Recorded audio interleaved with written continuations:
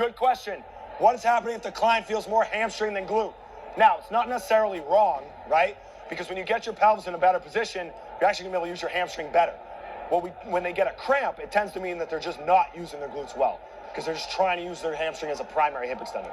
I'm gonna spend time having them tuck, squeeze the butt, and maybe even just limit the range so they get it. If they feel their hamstrings and the position's good, I'm not really worried about it, just because they might not use it that much. Can it be that their hamstrings aren't as strong as their glutes, so it's getting tired faster? Yeah.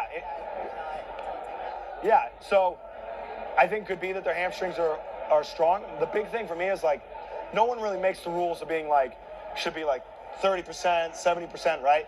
Because we always think that like that's how it is. But if they're getting a cramp or they're getting pain, that's a signal something's wrong, right? But if they can do it, they're just, hey, I feel tension there, I'm not really worried about it unless it presents a problem, so to speak. So I always just check in like, is it okay?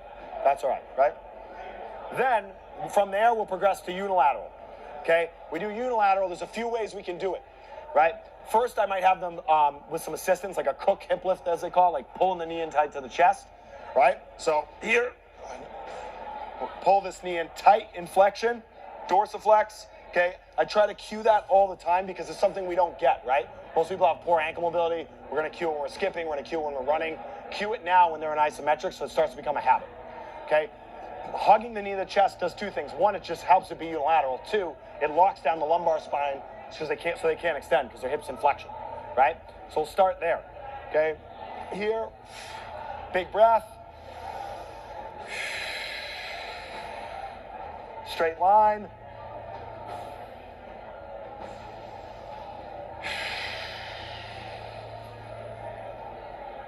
Down. Now, if that's easy, start to get a isometric and hip flex on the opposite side.